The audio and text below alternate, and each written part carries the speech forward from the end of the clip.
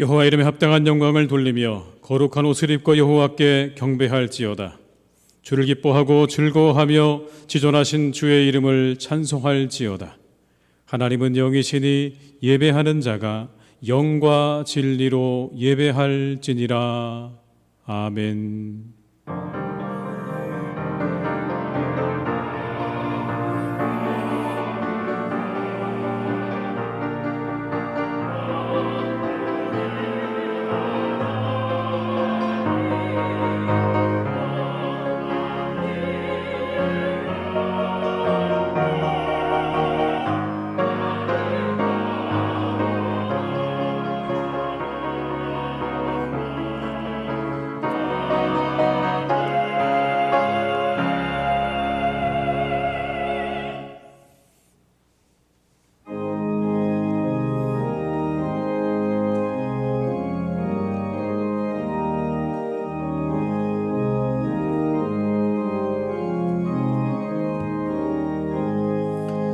영광의 왕께 다 경배하며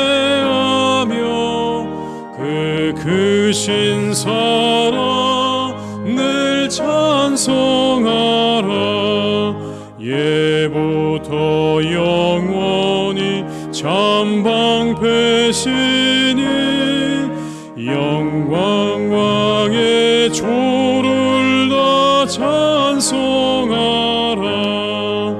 능력과 은혜 다 찬송하라. 그 옷은 햇빛 그 집은 공창 그 노래 소리로 주도하시고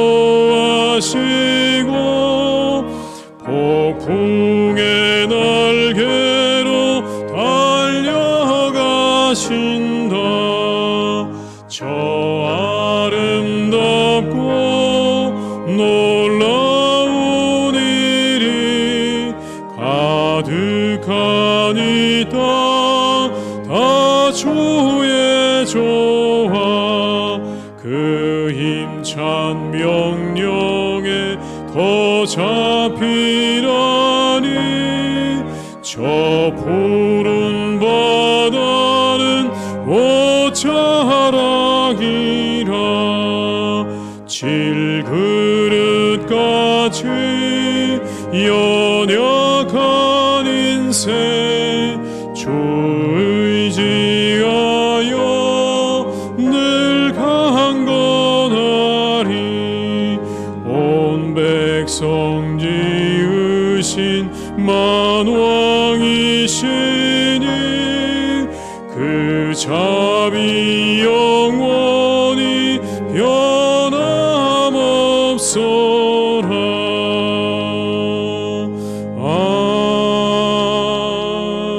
아멘.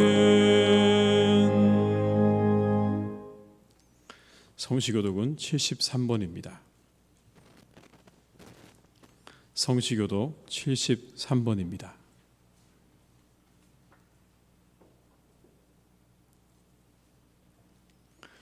보라, 내가 새하늘과 새 땅을 창조하나니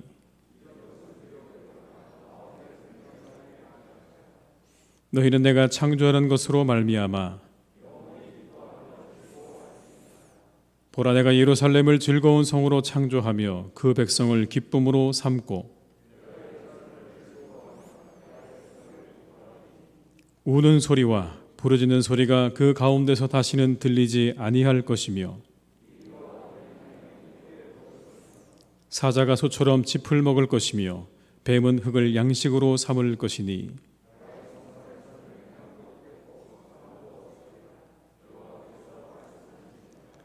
아멘. 이 시간 참회 기도를 함께 드리시겠습니다. 사시고 있다 하시는 아버지 하나님, 이 시간 함께 해주시기 원합니다. 역사해 주시기 은혜를 주시고 함께 해주시옵소서.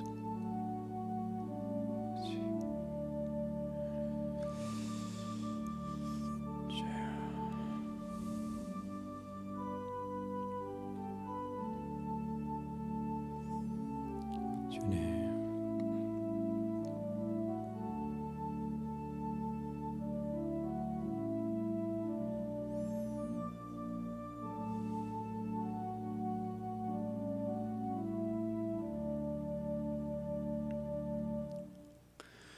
내 이름으로 일컫는 내 백성이 그 악한 길에서 떠나 스스로 겸비하고 기도하여 내 얼굴을 구하면 내가 하늘에서 듣고 그 죄를 사하고 그 땅을 고칠지라. 아멘. 나는 전능하신 아버지 하나님 천지의 창조주를 믿습니다. 나는 그의 유일하신 아들 우리 주 예수 그리스도를 믿습니다. 그는 성령으로 잉태되어 동정녀 마리아에게서 나시고 본디오 빌라도에게 고난을 받아 십자가에 못 박혀 죽으시고 장사된 지 사흘 만에 죽은 자 가운데서 다시 살아나셨으며 하늘에 오르시어 전능하신 아버지 하나님 우편에 앉아 계시다가 거기로부터 살아있는 자와 죽은 자를 심판하러 오십니다. 나는 성령을 믿으며 거룩한 공교회와 성도의 교제와 죄를 용서받는 것과 몸의 부활과 영생을 믿습니다. 아멘.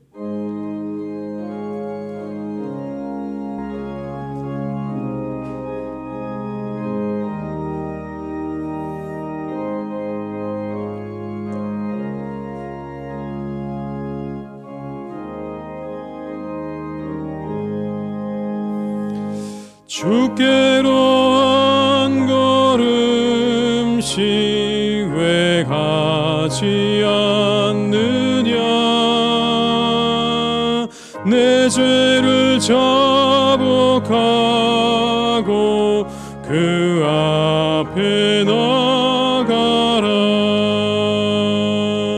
한 걸음씩 한 걸음씩 주께 나오라. 주님께 아뢰이면 너 복을 받으리라. 값없이 조르르해 너 거절 말아라. 주께로 한 걸음씩 너 빨리 나가라. 주께서 너를 맞아 내 죄를 사하리. 한 걸음씩 한 걸음씩 주께 나오라.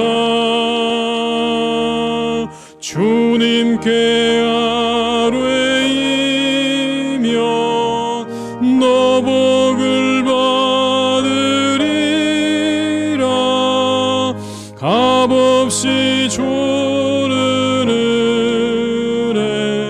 너 거절 말아라.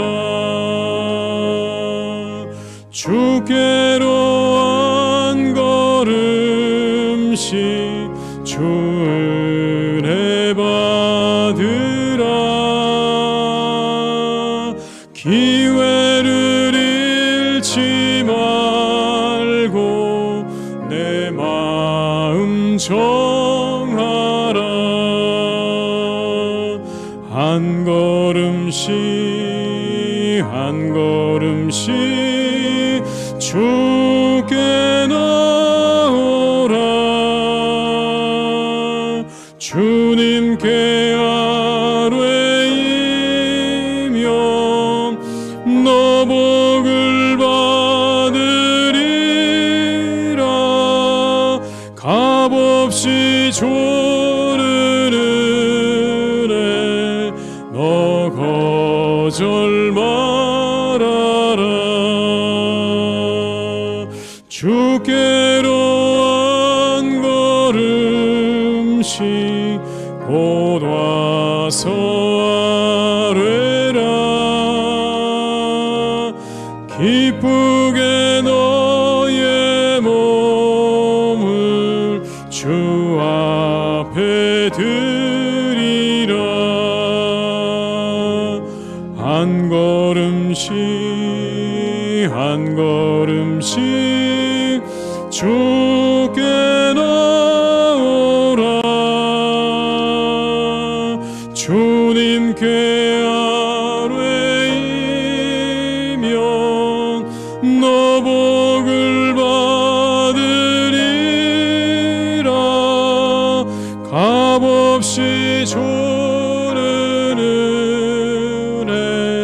너 거절 말아라.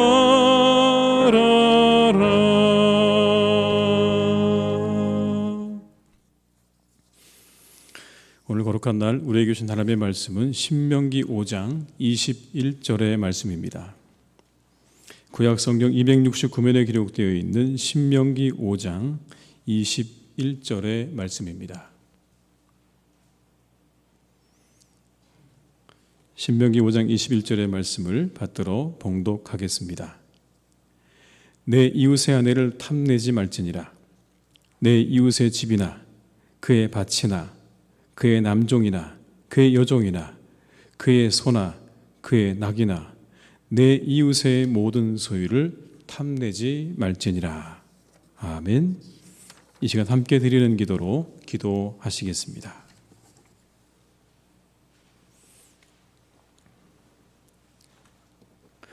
거룩하신 우리 주 하나님, 이렇게 복되고 아름다운 주일을 허락하여 주심에 감사를 드립니다.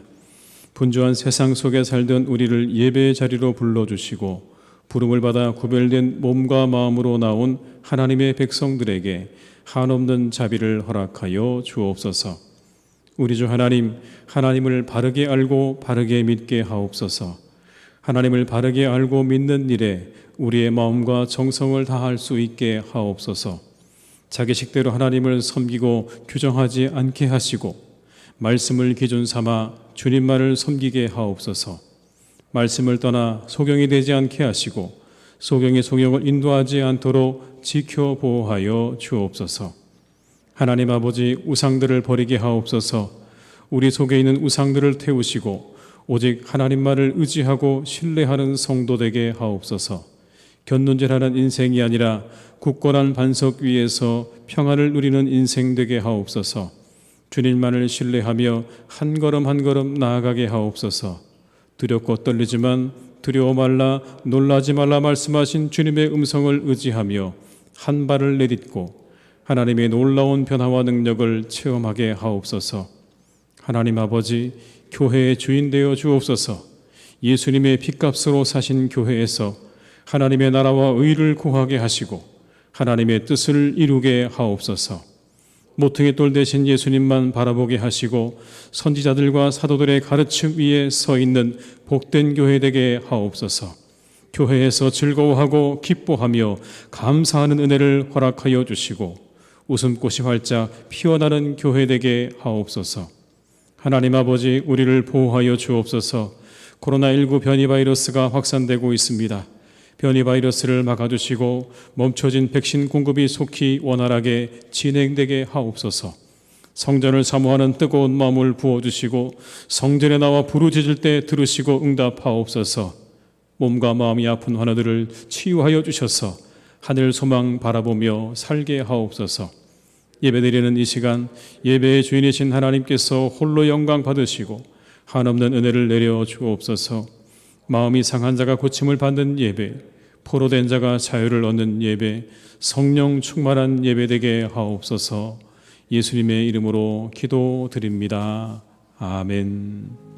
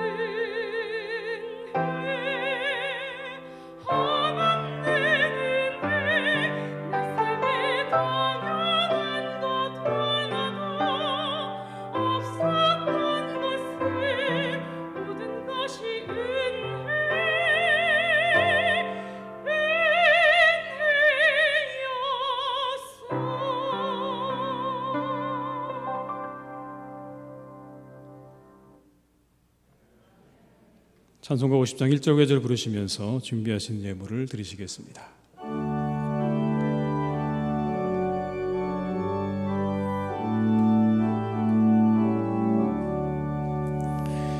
내게 있는 모든 것을 아낌없이 드리네. 사랑하고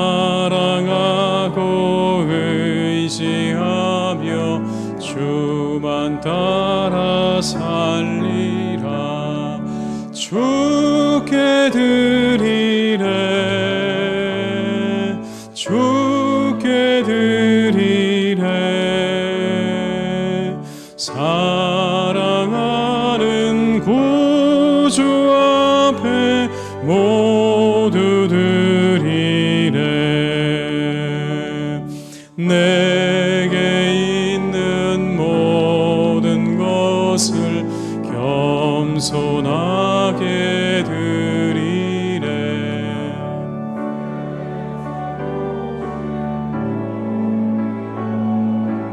나를 받아주소서. 주께 드리네. 주께 드리네. 사랑하는 구주 앞에 모두 드리네. 아멘.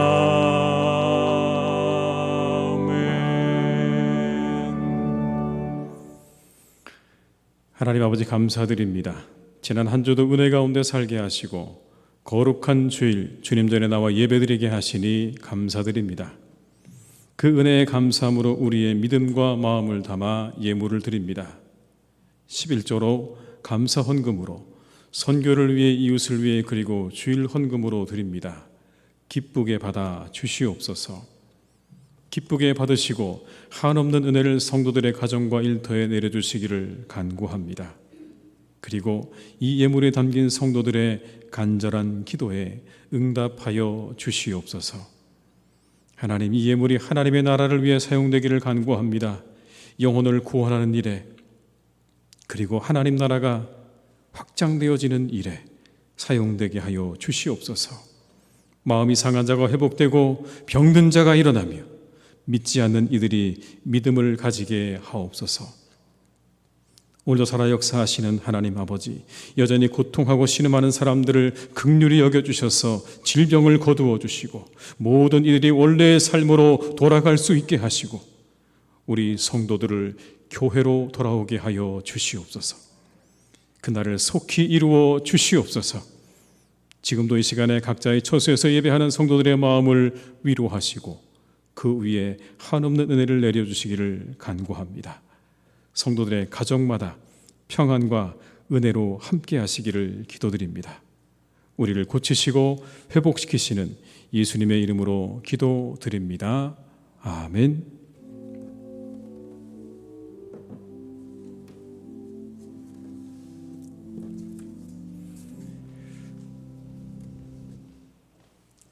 네, 교회 소식을 말씀드리겠습니다. 6월은 호국보훈의 달입니다. 나라를 위해서 충성하고 헌신한 분들을 기억하시면서 국가와 민족을 위해 계속 기도해 주시기를 바랍니다. 현재 코로나19 정부 대응은 2단계로 유지되고 있습니다. 20%까지 함께 저희가 참여할 수 있고요. 교회 본당과 부속 예배실에서도 참여 가능하다는 거 기억하시면서 우리 성도들 많이 현장으로 나와 주시기를 부탁을 드리겠습니다. 코로나19로 어려워진 이웃 상권을 돕고 있습니다. 섬기는 마음으로 잘 참여해 주시기를 바라고요. 교회를 위한 기도의 제목을 제가 몇 가지 넣어드렸습니다. 하나님 나라와 의를 구하는 교회 되게 하옵소서. 빛과 소금이 되는 교회 되게 하옵소서. 그리스도 안에 하나 되어서 더욱 하나 되어서 큰 부흥을 경험하는 교회 되게 하옵소서. 여러분들이 교회를 위해서 더욱 기도해 주시기를 부탁을 드리겠습니다. 화요 성경 강좌가 6월 22일 화요일에 종강이 되겠습니다. 참여해 주셔서 감사드리고요. 후반기에 다시 시작되는 화요 성경 강좌에도 많은 관심과 참여를 부탁을 드립니다. 이 시간에는 우리가 교사를 임명하겠는데요. 우리 송지혜, 김하영, 우리 청년들입니다. 유치부와 고등부에 각각 봉사하는 것으로 임명하도록 하겠습니다. 그렇게 하시고 여러분들이 많이 기도해 주시기를 바라고요. 입원한 분들과 환우들을 위해서 계속 기도해 주시고 그리고 또 개업한 우리 청년을 위해서도 여러분이 많이 기도해 주시고 격려해 주시기를 부탁을 드리겠습니다. 이상 광고를 마치겠습니다.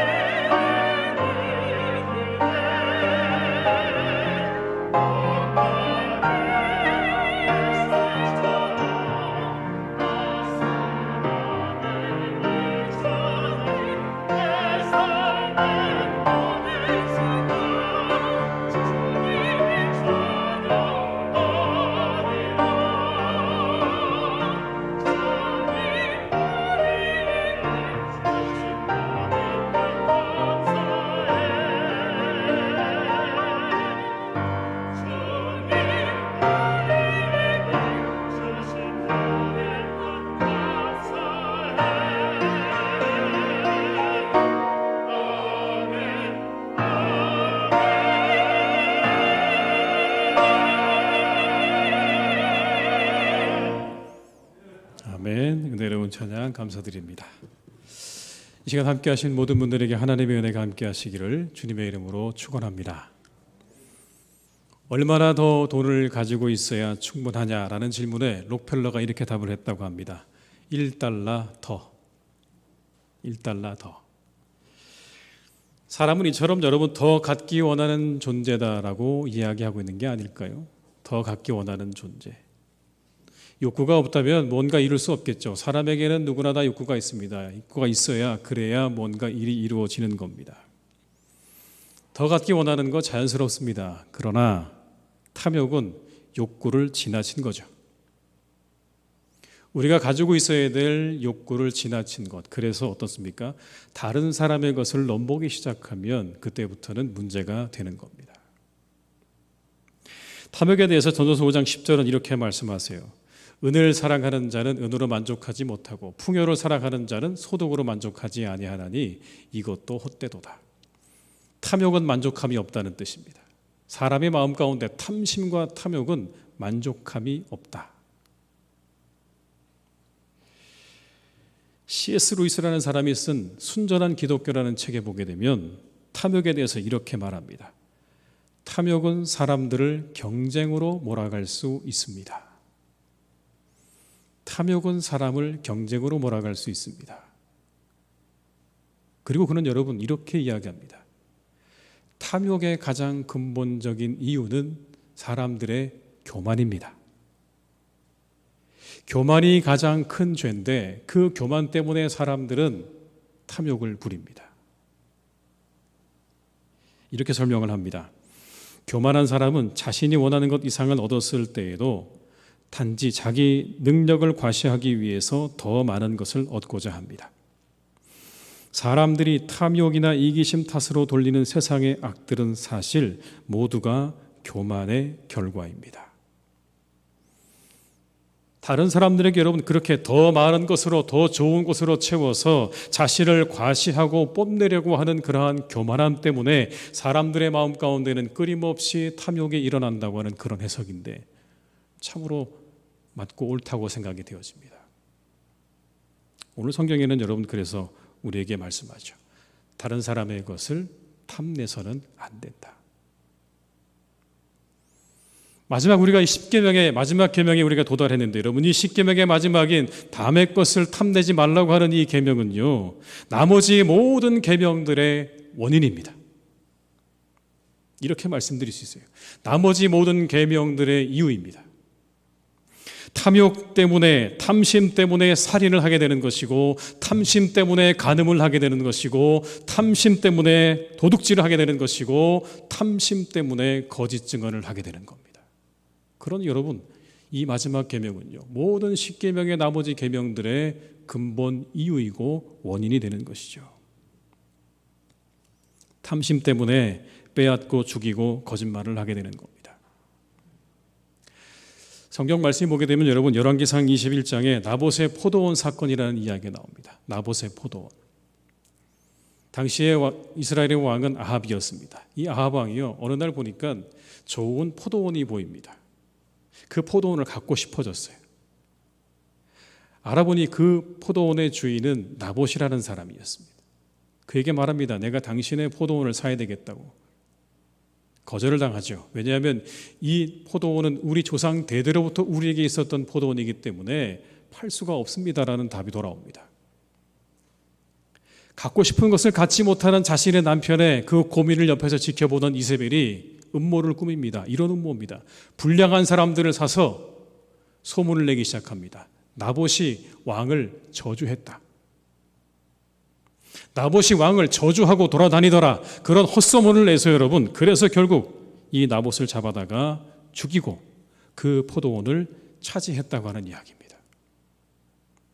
탐욕 때문에 거짓 증언이 이루어졌고 탐욕 때문에 살인이 이루어진 것입니다. 여러분 우리가 다른 사람의 것을 갖고 싶어하는 마음이 누구나 다 있겠죠. 여러분 우리 마음 가운데 그런 마음들이 조금씩은 다 있을 것입니다. 그러나 그 마음이 우리가 갖고 있는 것으로 문제가 되는 건 아니죠. 그 이후가 문제인 겁니다. 우리가 잘 아는 다윗이 우리아의 아내 밧세바를 취한 사건 속에서 우리는 두 가지를 발견합니다. 한 가지는 간음이고요, 다른 한 가지는 살인이에요. 그 여인을 얻기 위해서, 그 여인을 취해서 다윗은 간음을 했고요, 결국 그 일을 은폐하기 위해서 그의 남편인 우리아를 전장으로 내보내서 죽게끔 했습니다. 살인이죠. 시작은 무엇입니까? 다윗의 마음에 있었던 탐심 때문에 그런 것이죠. 아마도 여러분, 이 두 가지의 사건 속에서 우리가 발견할 수 있는 건 힘 있는 자들이 탐심을 가지게 될 때 일어나는 일들일 겁니다. 힘 있고 능력 있는 자들이 탐심을 가지게 되면 이와 같은 일들이 일어난다는 거죠. 이처럼 탐심은 탐심으로 끝나지 않는 게 문제입니다. 힘이 없다고 해도 마찬가지입니다. 여러분, 우리 모두에게 탐심의 또 다른 모습이 있죠. 바로 시기와 질투입니다. 내가 가지고 싶은 것을 가지지 못할 때 사람들은요, 그 탐심이 시기와 질투로 달려가는 것을 보게 됩니다. 그 시기와 질투 역시 누군가 다른 사람들을 해하는 일의 원인이 된다는 것을 우리 너무나 잘 알고 있습니다. 멈추지 않죠. 여기서 끝이 아닙니다. 사람이 하나님에 대한 사랑보다 물질에 대한 사랑이 더 커지면, 하나님을 경외하고 하나님을 예배하는 마음보다 물질에 대한 마음이 더 커지게 되면 10계명의 제1계명과 2계명이 바로 무너지게 되어 있습니다. 다른 신을 섬기지 말고 우상도 만들지 말라고 하셨던 여러분, 그 1계명과 2계명이 무너지는 경우가 언제입니까? 우리가 살펴보지 않았습니까? 사람의 마음 가운데 탐심이 일어날 때, 여러분, 그 탐심 때문에 사람들은요, 다른 신을 찾아가게 되는 것이고, 그 탐심 때문에 우상들을 만들지 않았습니까? 그래서 탐심이 우상숭배라는 말이 틀리지 않은 것이죠. 이처럼 탐심은 십계명이 금하고 있는 모든 것들의 근본 이유가 되는 겁니다. 우리가 탐심을 경계하고 주의해야 하는 이유입니다.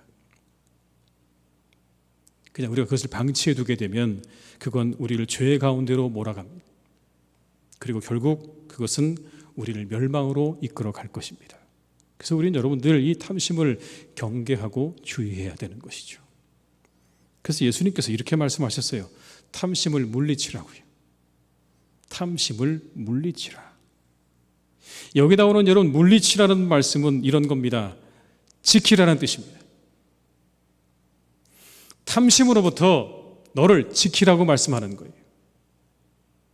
우리 안에 끊임없이 일어나는 그 탐심으로부터 너를 지켜내야 된다고 말씀하는 겁니다. 그런데 그 이후에 예수님께서 이런 말씀을 하세요. 사람의 생명이 소유의 넉넉함에 있지 않다.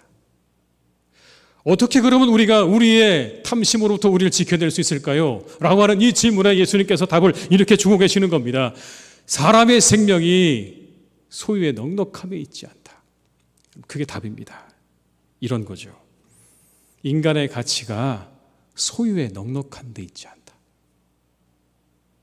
너희들의 가치는 소유에 넉넉한 데 있지 않다는 겁니다. 그 넉넉한 소유에 따라서 너희들의 가치가 높아지고 낮아지는 그런 존재가 아니라고 말씀하는 거예요. 근데 세상은 어떻습니까, 여러분? 그렇지 않죠. 철저히 얼마나 더 가지고 있느냐가 가치가 이 기준입니다. 얼마나 더 많이 가지고 있느냐. 에리 프롬이라는 사람이 이런 책을 썼어요. 소유냐 존재냐. 그 책에 보면 여러분, 산업화 사회가 가져온 물질적인 풍요의 어떤 그런 폐해를 지적하면서 이렇게 말합니다. 소유의 삶에서 존재의 삶으로 옮겨가야 합니다. 당신들은 소유적인 삶에서 존재적인 삶으로 옮겨가야 됩니다. 여러분, 어렵죠, 말이요. 철학자의 말이니까 좀 어렵습니다. 이렇게 얘기하는 이런 이야기입니다.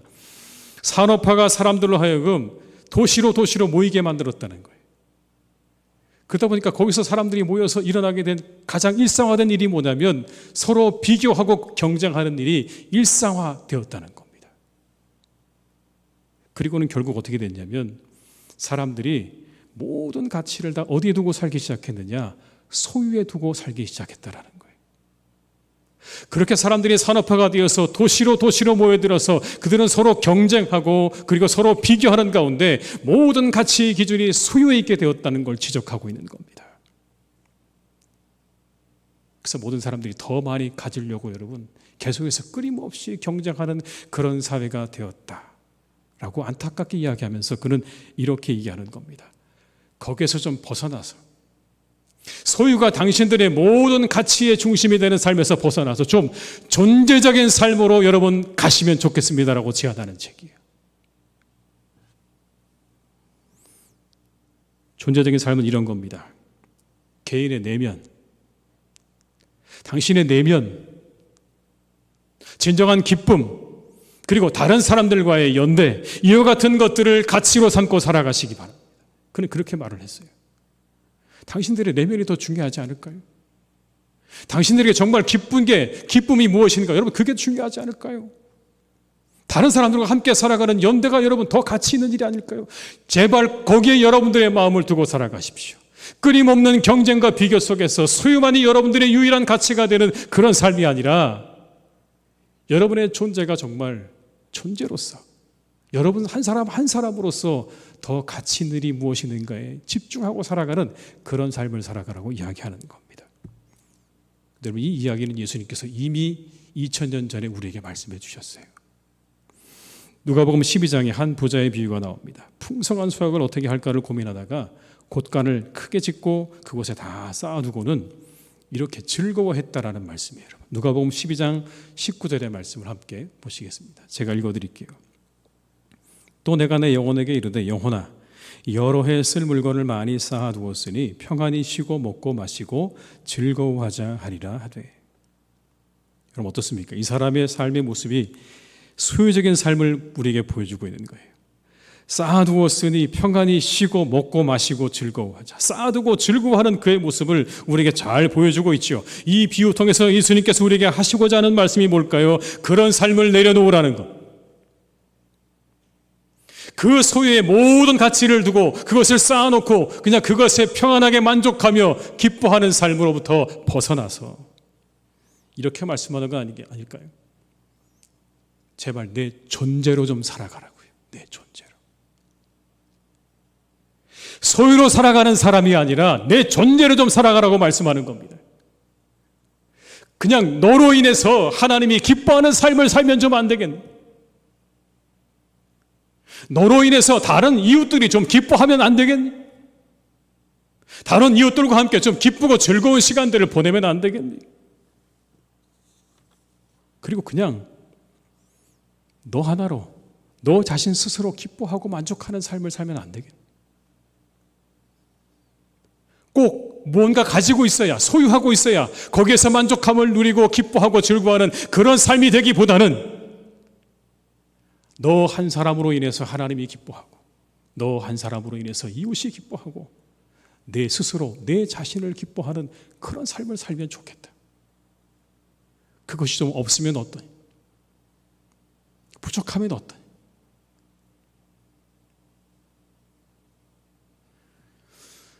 우리 사랑하는 교우들께서 여러분을 기뻐하시는 삶을 살아가시기를 주님의 이름으로 축원합니다.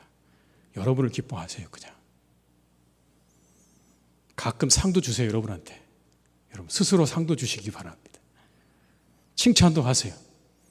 저는 다 끝나고 주일날 들어가서 여러분 마지막에 거울 앞에 서면, 화장실 세면대 앞에 거울 앞에 서면 꼭 하는 게 있습니다. 뭔지 아세요, 여러분? 칭찬을 해요. 이렇게요. 오늘 잘했다. 근데 여러분 참 놀라워요. 내가 나를 칭찬하는데 기분이 좋아져요. 그럼 된 거 아닌가요, 여러분? 그냥 스스로 나 만족하고 살면 되는 거죠. 작은 이벤트도 준비해 보세요. 꽃도 사보세요. 내가 제일 좋아하는 음식을 나를 위해서 한번 먹어보세요. 마음껏. 내가 좋아하는 일도 해보는 겁니다, 여러분. 부모가 자녀를 기뻐하는 건 그가 가지고 있는 소유 때문이 아니잖아요, 여러분. 여러분 그러십니까? 세상에 어떤 부모도요, 그 자녀가 가지고 있는 소유 때문에 그 자녀를 기뻐하고 그 자녀를 즐거워하는 분은 아무도 없어요. 왜 기뻐하는 거죠? 그냥 내 자식이니까 기뻐하는 거예요. 내가 낳았으니까, 내 자식이니까, 내 자녀니까 기뻐하는 거죠, 여러분. 그가 정말 돈이 많아서, 그가 능력이 있어요, 여러분. 그래서 기뻐하십니까? 그렇지 않잖아요. 하나님 똑같으신 것 같아요. 우리의 소유 때문에 하나님이 기뻐하시는 분이 아니시라고요. 그냥 우리 존재 하나로 하나님은 기뻐하시는 분이에요. 그런 여러분, 우리는 기뻐할 만하죠.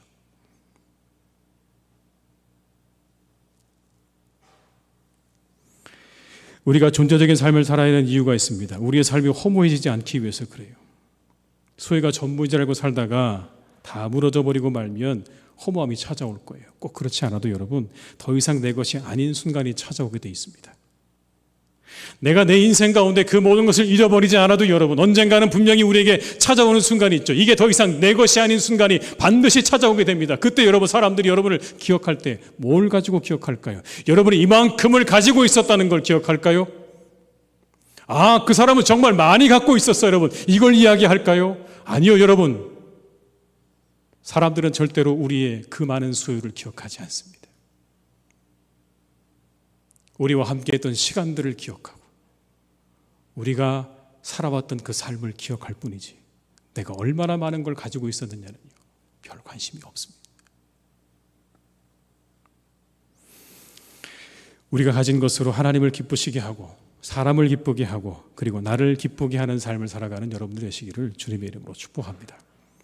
탐심에 사로잡히면 우리의 가치가 소유에 있게 되는 것이고, 그렇게 되면 우리의 삶은 허무해질 뿐입니다. 여러분 기억하십시오. 탐심에 사로잡히면 우리의 가치는 소유에 있게 될 것이고, 그 삶의 마지막 결국은 허무하게 될 것이다. 그 허무한 삶을 쫓아가지 마시고 나로 인해서 하나님이 기쁘고 이웃이 기쁘고 그리고 내 스스로가 기뻐할 수 있는 그런 삶을 살아가는 우리 성도님들이 다 되시기를 주님의 이름으로 축원합니다.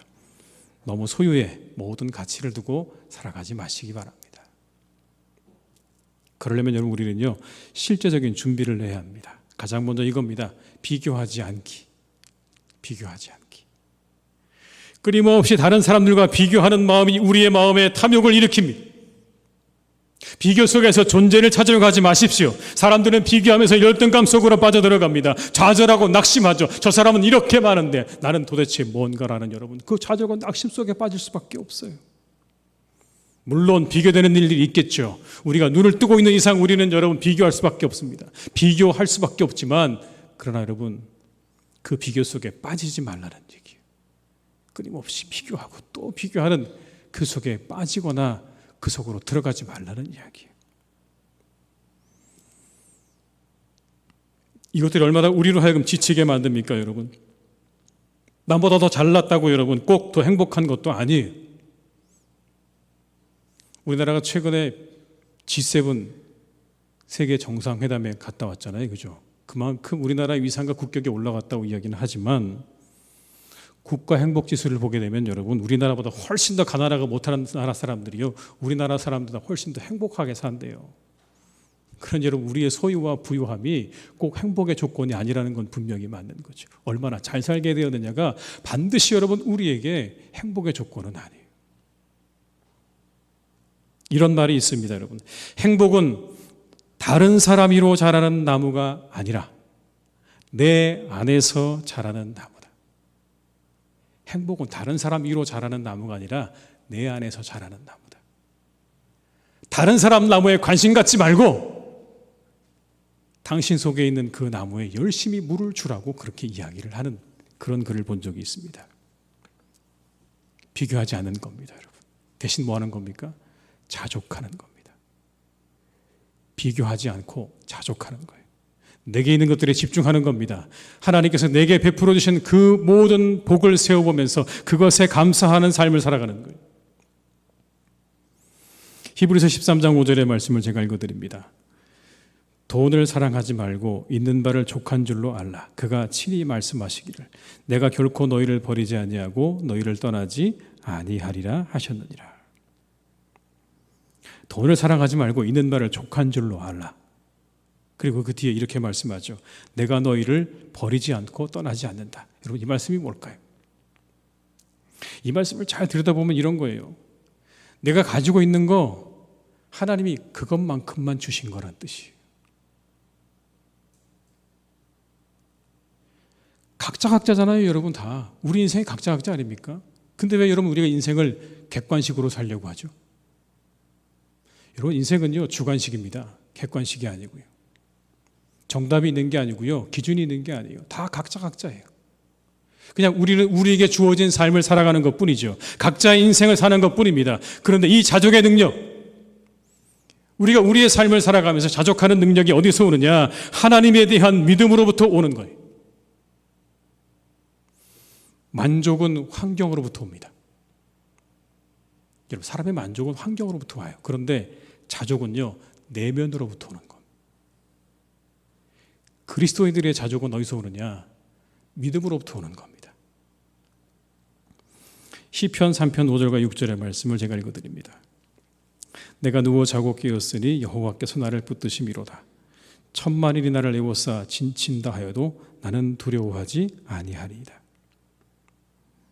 여러분, 이 시는요, 다윗이 자신의 아들 압살롬에게 쫓길 때 쓴 시예요. 그런데 이 시편에서 이렇게 말하죠. 내가 누워 자고 깨었으니 여호와께서 나를 붙드심이로다. 여러분, 잠이 올까요? 내 아들이 나를 죽이겠다고 여러분 쫓아다니는 이 상황이 잠이 오는 상황입니까? 그런데 뭐라고 말합니까? 내가 누워 자고 깨었다. 하나님이 나를 붙드셨다.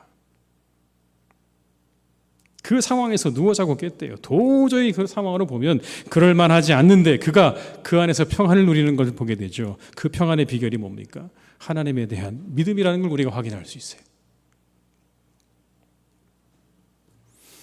오늘 내게 주신 것을 믿음의 눈으로 바라볼 때 우리 자족할 수 있어요. 이렇게 바라보는 겁니다. 여기까지 허락하셨구나라고요. 그 믿음이 있어야 돼요. 아, 하나님이 내게는 여기까지 주셨구나라는 겁니다. 왜 이것밖에 안 돼? 라고 말하기 시작하면 우리 안에 계속해서 불평과 원망밖에 안 나오죠. 그러나 여기까지 허락하신 것이라고 할 때 우리는 자족하면서 평안을 누릴 수 있는 겁니다. 내게 있는 것, 내게 주신 것에 대해서 하나님이 내게 허락하신 것이라고 하는 믿음으로 여기까지 허락하셨다는 그러한 믿음과 인정이 우리에게 있게 되면 우린 여러분 조금 더 탐심으로부터 멀어질 수 있지 않을까요? 왜 이것밖에 안 돼가 아니라 하나님이 내게 여기까지 허락하셨구나. 내 은혜가 내게 족하도다. 여러분, 그렇지 않아요? 내 은혜가 내게 족하도다. 하나님이 허락하시는 데까지가 있는 거죠. 모든 걸 다 허락하진 않으셨어요, 여러분. 바울에게도 그랬습니다. 모든 걸 다 허락하지 않으셨습니다. 그러나 여기까지라고 하는 걸 우리가 받아들이는 순간 우리 조금 더 탐심으로부터 자유할 수 있음을 우리가 기억할 수 있을 것입니다. 마지막 세 번째는 여러분, 마지막을 생각하는 겁니다. 마지막을. 우리가 탐심으로부터 자유할 수 있는 마지막 세 번째는 마지막을 생각하는 거예요. 비교하지 않고 자족하고 그리고 마지막을 생각하는 겁니다. 톨스토이가 쓴 단편소설 가운데 사람은 얼마만큼의 땅이 필요한가라는 그러한 제목의 소설이 있습니다. 이 소설에 보게 되면 바홈이라는 사람이 나옵니다. 주인공인데요. 열심히 일을 하지만 소작농이에요. 땅이 없어요. 어느 날 이렇게 이야기합니다. 토지만 있으면 나는 아무것도 무서울 게 없는데 악마도 두렵지 않아라고 이야기했어요. 그런데 그 벽난로 뒤에서 이 이야기를 듣고 있던 마귀가 그래? 그럼 내가 너를 땅에 포로로 만들어 주겠다고 마음을 먹게 되는 겁니다. 그러면서 이야기가 시작이 되는 거예요. 열심히 일을 해서 조그만 땅을 샀습니다. 얼마나 기뻤던지 여러분. 거기서 내가 뭔가를 씨를 뿌리고 경작을 하고 그리고 키워서 동물들이 거기에서 그렇게 풀을 뜨는 그 모습이 너무나 기쁘고 즐거웠어요. 근데 땅이 좁다 보니까 자꾸 주변 사람들하고 다툼이 있는 거예요. 근데 지나가던 나그네가 이렇게 말을 하는 겁니다. 저쪽에 가면 싸고 넓은 땅이 있다고 그렇게 소개를 해주는 거예요. 여러분, 그 나그네는 누굴까요? 마귀입니다. 사람의 모습으로 변장한 마귀가 그렇게 얘기하는 거예요. 그 이야기를 들은 여러분이 바홈이 모든 걸 다 팔아서 그곳으로 갔어요. 정말 좋았어요. 넓은 땅이었습니다. 땅도 비옥하고 너무너무 넓은 땅이었어요. 수십 배의 생활이 더 풍요로워졌고 편리해졌습니다. 그런데 시간이 지나면서 마음 가운데 여전히 어떤 마음이 생겼냐면 이제는 그 땅이 좁아 보이는 거예요. 더 넓은 땅을 가지면 좋겠다는 마음이 드는 겁니다. 어김없이 다시 나그네가 나타나서 이렇게 말하는 겁니다. 바키시루라는 곳에 가면 1,000루블만 내면 당신이 원하는 것만큼 땅을 얻을 수 있습니다. 그곳에 한번 가보시오. 얼마나 여러분 귀가 솔깃합니까? 그래서 그 바홈이 바키시루로 갑니다. 촌장에게 묻습니다. 땅을 사고 싶소. 촌장이 이렇게 말하죠. 당신이 돌아다니는 것만큼 당신의 땅이 될 수 있습니다. 1,000루블만 내면 됩니다. 단 조건이 하나 있습니다. 그 조건은 이런 거죠. 아침에 해가 떠서 출발해서 당신이 나가기 시작해서 다시 해가 지기 전까지는 반드시 출발했던 곳으로 돌아오는 것이 조건. 만약에 돌아오지 못하면 다 무효예요. 이게 여러분 유일한 조건이었습니다. 바홈은 열심히 걸어갑니다. 조금이라도 더 땅을 넓게 얻기 위해서 조금 더 갔습니다. 근데 그만 여러분 너무 멀리 갔어요. 이제 돌아가야 될 시간이 됐습니다. 해가 점점 뉘어지고 있습니다. 부지런히 걸었지만 걸어도 끝이 보이지 않습니다. 쉴 수가 없어요. 이제는 다 버리기 시작합니다. 부츠도 외투도 물병도 모자도 다 던져버리고 열심히 뛰기 시작을 합니다. 죽을 힘을 다해 뛰면서 여러분 온몸이 땀으로 젖고 더 이상 이제 갈 수 없을 만큼 그렇게 정말 심장이 요동치는 그 순간에 마지막으로 드디어 자신이 출발했던 지점으로 간신히 돌아와서 그곳에 털썩 쓰러졌습니다. 촌장이 말합니다. 오, 이 친구 정말 대단한 친구인데 땅을 아주 많이 얻었어. 바홈의 하인이 바홈을 일으킵니다. 그런데 그만 그 입에서 피가 흘러나오죠. 그것이 그의 마지막이었습니다. 그 자리에서 죽은 거예요, 여러분. 그리고 마지막 구절에 이렇게 써 있습니다. 바시키르족은 안타까워하며 혀를 끌끌 찼다. 바홈의 하인은 삽을 집어들고 바홈을 릴 만큼 깊이 땅을 판 다음 그를 묻었다. 바홈의 머리부터 발끝까지 1.8m가 그에게 필요한 땅 전부였다. 우리 인생을 여러분 이야기하고 있는 것 아닐까요? 그렇게 더 많이를 쫓다가 결국 마지막에 허무하게 그 인생의 마감을 하는 인생을 이렇게 비유한 게 아닐까요? 우린 여러분 그 마지막에 아무것도 가져갈 수 없습니다. 한 평의 땅도 가져가지 못하죠. 그냥 거기에 누우면 그것으로 끝입니다. 천국의 부활을 쌓으라고 하신 예수님의 말씀을 기억하는 겁니다. 우리의 마지막을 기억하면서 우리 그렇게 조금 더 탐욕으로부터 자유로운 삶을 우리가 살아갈 수 있도록 우리 인생의 마지막과 그 이후를 생각하는 그러한 믿음과 마음으로 살아가신 우리 성도님들이 다 되시기를 주님의 이름으로 축원합니다. 탐욕에 사로잡힌 인생이 아니라 존재 자체로 복된 인생이 되시길 바라요. 소유의 모든 가치를 두고 살아가는 인생이 아니라 그냥 나 하나로, 나 한 사람으로 하나님이 기뻐하고 이웃이 기뻐하고 내가 기뻐할 수 있다면 여러분 거기에 여러분의 가치를 두고 살아가시길 바랍니다. 얼마나 더 많은가에 가치를 두지 마세요. 당신으로 인해서 하나님이 기뻐하고 당신과 함께 이웃들이 기뻐하고 당신 스스로가 기뻐하는 삶을 살아갈 때 여러분 우리 하나님께서 저 하늘에서 기뻐하시지 않을까요? 하나님은 여러분의 소유에 관심이 없습니다. 여러분이 얼마나 많이 가지고 있는가에 관심이 없으세요. 다만 여러분이 얼마나 기뻐하며 살아가는가, 얼마나 하나님을 기뻐하는가, 얼마나 이웃들과 함께 기뻐하며 살아가는가에 더 많은 관심이 있다는 걸 기억하시면서 여러분의 삶이 그와 같이 존재로서 하나님 앞에 즐거움과 기쁨이 되어지는 복된 삶이 되시기를 주님의 이름으로 축원합니다. 기도하시겠습니다. 아버지 하나님, 우리 안에는 탐심이 있습니다. 이 탐심은 모든 죄의 근원이 된다는 것을 성경은 우리에게 말씀하십니다. 또한 아버지 하나님, 우리가 세상을 둘러볼 때 이 탐심으로 인해서 결국 멸망하는 사람들을 보게 됩니다. 그 길을 따라가지 않게 하시옵소서. 우리의 소유에 모든 가치를 두지 않게 하여 주옵시고 비교하지 않고 자족하며 우리 인생의 마지막을 생각하며 우리 자신 존재 자체로 하나님께 기쁨이 되어지고 이웃에게 기쁨이 되어지는 그러한 삶을 살아가는 복된 인생들이 되게 하여 주시옵소서. 우리 사랑하는 교우들의 삶을 탐욕으로부터 자유롭게 하셔서 나 하나를 하나님 앞에 바르게 세우며 기뻐하고 즐거워하는 복된 삶을 살아갈 수 있도록 주님이 역사하시고 인도해 주시옵소서. 예수님의 이름으로 기도드립니다. 아멘.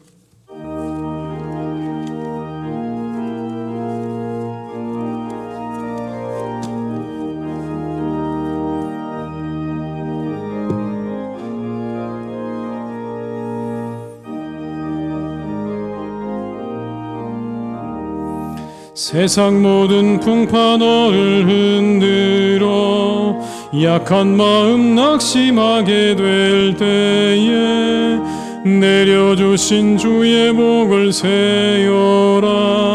주의 크신 복을 내가 알리라. 받은 복을 세어 보아라. 크신 복을 내가 알리라. 받은 복을 세어 보아라. 주의 크신 복을 내가 알리라. 세상 근심 걱정 너를 십자가를 등에 지고 나갈 때 주가 내게 주신 복을 세어라.